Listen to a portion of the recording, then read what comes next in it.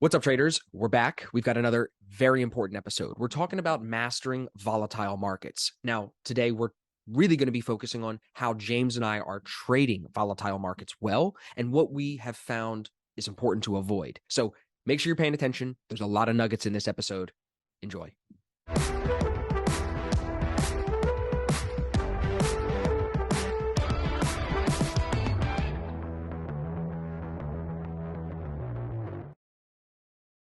All right, what's up, everybody? Welcome back to the Day Trading Show. As you can see, I'm in a little bit of a different location today, but we're still here, still bringing you guys weekly content, and we really appreciate all the attention you're giving us. So if you're new, my name is Austin. This is James, my co-host. We're going to be talking about volatile markets today and how you can not only master them, but also better understand them.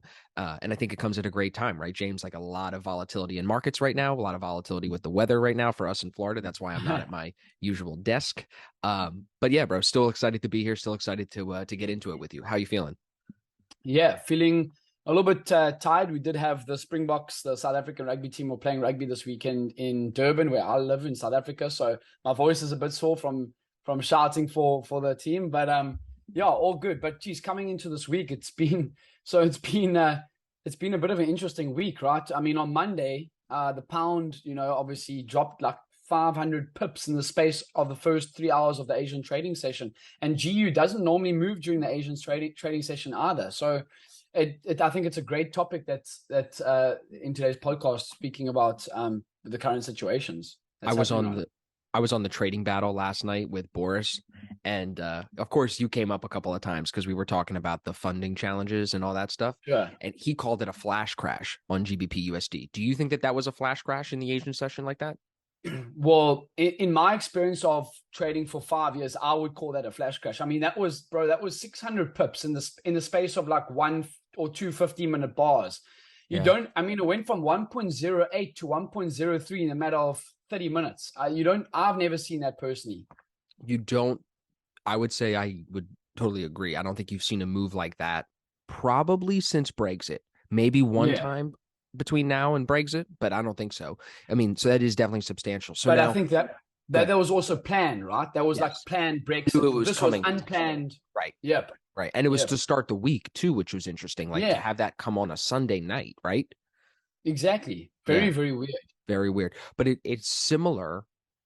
So it's like we could speculate on this. So what creates volatile markets right now? At least I think we have to talk about Fed intervention, where the Japanese Federal Reserve, the Japanese central bank, they are stepping in and buying yen or I think that's what they're doing. Everybody's listening. Don't quote me on this, but they've intervened now with their currency market, and everyone's kind of okay with it. So now you could be seeing similar things here with the pound.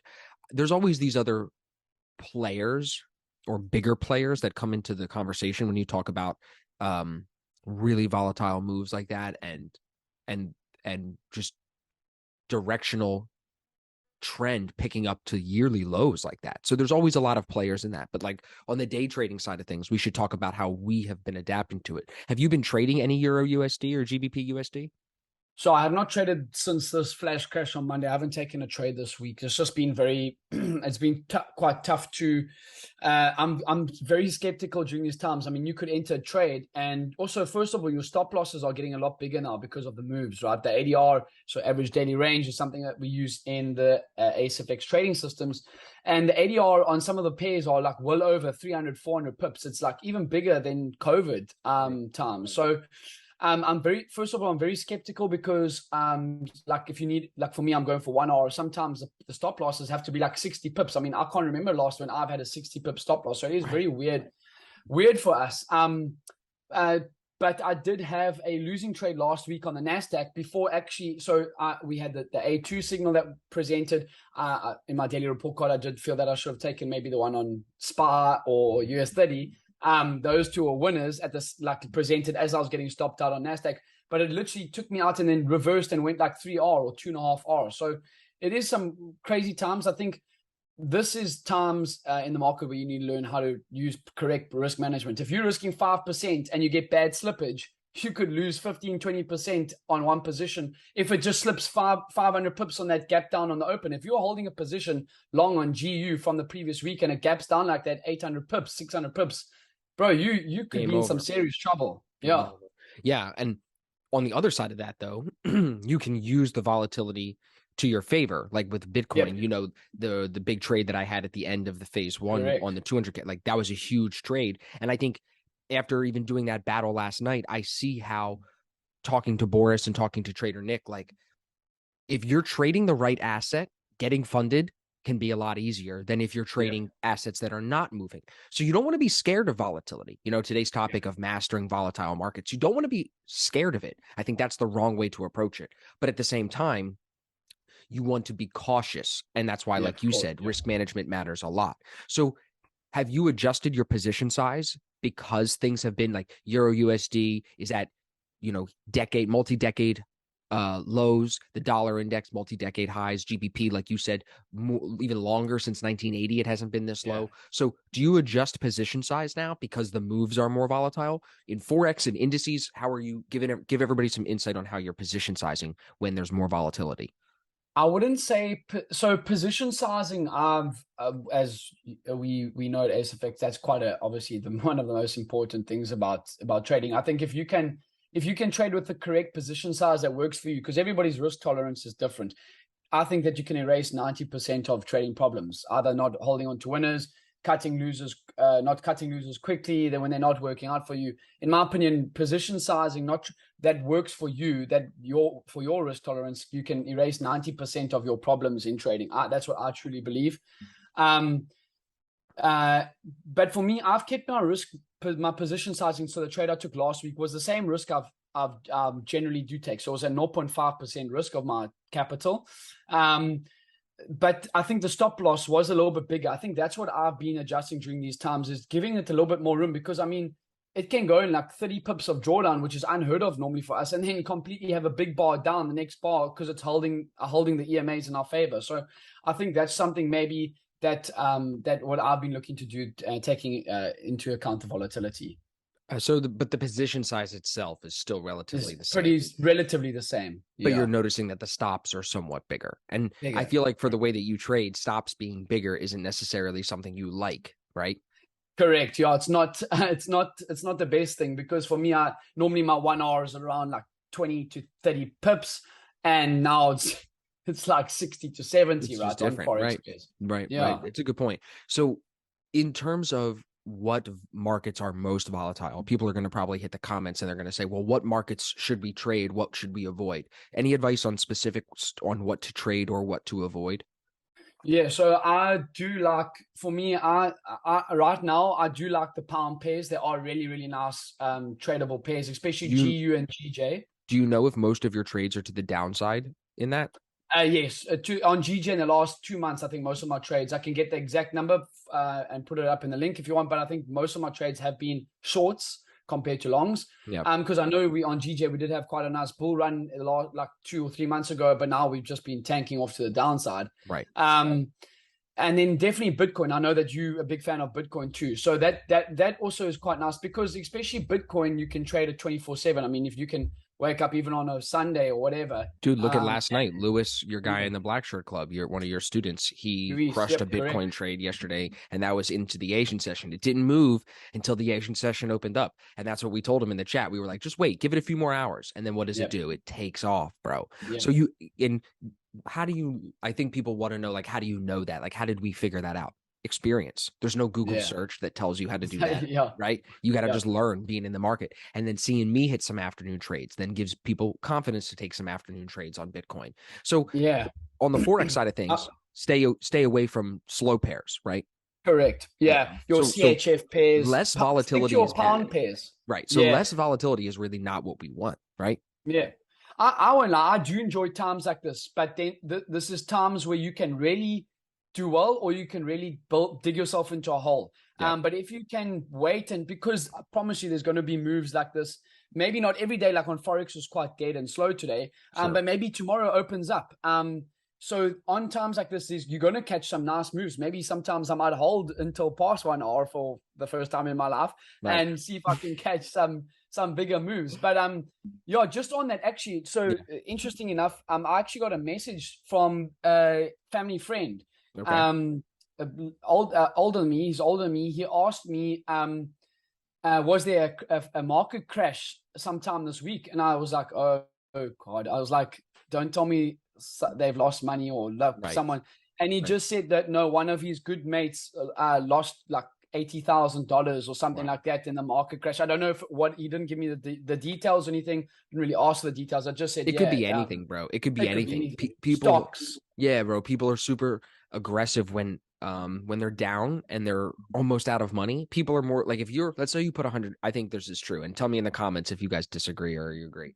I think if you put 100 grand into the market and you lose 80,000, you're gonna YOLO that 20,000 on Oh something or yeah, big 10,000 of it time. on something and try to get it back. You're not gonna chip away at it. That's what Yeah, separates professional traders or investors from amateurs, and most people are amateurs when it comes to money. It's yeah, sad, but I think it's true. big time. Most people don't get out of the rat race because I think they're amateurs about money. They're not experienced when it comes to understanding how money works and how you can use it to work for you and yeah, making money. Yeah. Yeah. So it goes across the board, even outside of trading. That's Yeah, I thought I'll just share that story because it's got to do yeah, with what's happening now. I mean, that can happen if you holding positions overnight. Also during this time, I wouldn't advise holding positions overnight. it's As you've tough. seen sometime during the Asian session, things can get a little bit weird. But like we've come to the desk. I remember like last week Wednesday, and that some of the ADRs, so again, ADR is average daily range. Have already been maxed out, and the Asian session has like a 400, 500 pip move on some Right. of the forex pairs It's crazy. and the indices. And It's I'm like, crazy. dude, like, how do you trade now? Like, it's basically done, for the Yeah, day. at least for the way that we trade. I'm sure there's some Yeah, people that can want to still trade, maybe trade range traded or other things, but at least for the way that we trade, that normally ticks a yeah, few boxes that say come back the next day. And I think that, correct. as much as we could make good money with volatile movement, you also have to keep money in your pocket. So a key Yeah. to mastering volatile markets is learning how to keep money in your pocket and not take losses. Hit the winners, manage the winners, and avoid those losses. I think an easy way to do that is if you are trading with a stop loss, never move your stop loss. You should Yeah. be taking the Yeah. position only if you agree this is where the stop loss will be, and that determines your position size. So if you Yeah. start moving that, not only are you breaking the rule of moving the stop loss, but now you're digging yourself into a deeper hole because you're taking a bigger loss. And if it's heading to your Well, stop loss, right, it's probably yeah. not working. So why would you want to Yeah. still be in that trade anyway? Well, you don't, but your ego doesn't want to be wrong. So You're your wrong. Yeah. willingness to say, I'm going to stay in this trade is only slightly outweighing your other part of your brain saying, I'm not willing to be wrong. Correct. Very well said. Yeah. Yeah, I think also like some of the guys in the Black Shirt Club were also asking me about um they're scared to trade. So I said, okay, cool. Please go and read Trading in the Zone and then come and speak to me because I Right. think that's a great book about accepting risk. Definitely. And that goes with moving the stop loss. If you let's just say, for example, you prepare to risk 1% of your account. So whatever that is, I like percentages because it's always relative. Let's say you prepare to risk 1% of your account Mm-hmm. and you're happy with that. You got to accept the risk once you put on that hit that button. But if you start moving the stop loss, now you can start to lose 1.4, 1.5, up to 2, however much you move it, and Right. it just doesn't make sense. It's like it's basically like being on blackjack, and now when you get your card and you get your first card, now it's like adding more to the bet, but you got a bad bet, like you got a bad hand, so That's or a great bad for example. poker. Yep. It's poker or blackjack. It's like that. It's Yep. just not advisable. So in that's a really good point, and we can add to that by saying if you have a huge watch list of things right now, narrow it down to a few volatile assets. You don't want to Yeah. only trade volatile assets, but at the same time, you got to be open-minded to looking at other volatile assets like oil, right, bro? Like look how fast oil has Yeah. come down. A Yep. lot of money to be made to the downside there, just as there was to the upside. So as long as you can find it could be palladium, bro. It could be any Yeah. metal. It could be anything. So I think you have to be open-minded and then of course have a broker that'll allow you to trade it. But other than that, You don't need to master all volatile markets. That's not the title of this video. It's how to No. master them in general. And I think a key to that is picking a few or picking one. Like I like to look at the three indices, US 30, US 500, US 100, NASDAQ, S&P, and the Dow Jones. That's what I like to watch. That's my markets. That's my time zone. Like it just aligns with me. But that's not Yeah. going to be for everybody. So I think you've got to find the volatile asset that works for you. And it could be Bitcoin. Bitcoin could be it for a lot of people. So I think a lot of people should Yeah. be looking into trading Bitcoin.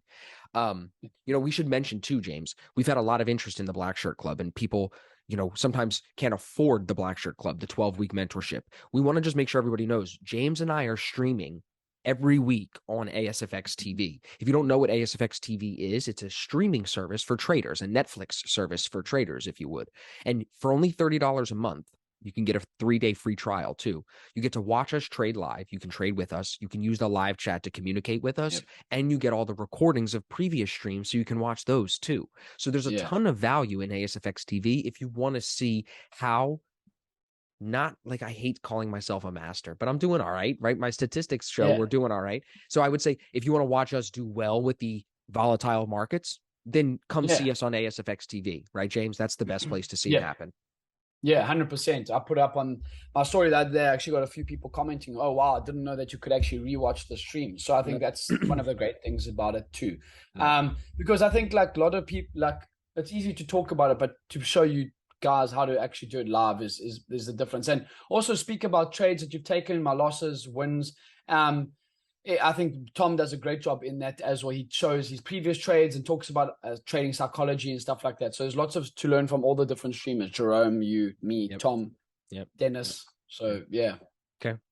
Well, listen, bro, this has been good. If anybody has any other comments on direct questions about volatile markets, put them in the YouTube comment section. Hit us up on Instagram, hit us up on Discord. We're more than happy to dive deeper onto this topic or any other topic that you guys need. That's what James and I are here for. So make sure you connect with us. If you're not subscribed, wherever you're watching or listening, make sure you subscribe. Leave us a review on iTunes or Spotify if you can. We really appreciate those as well.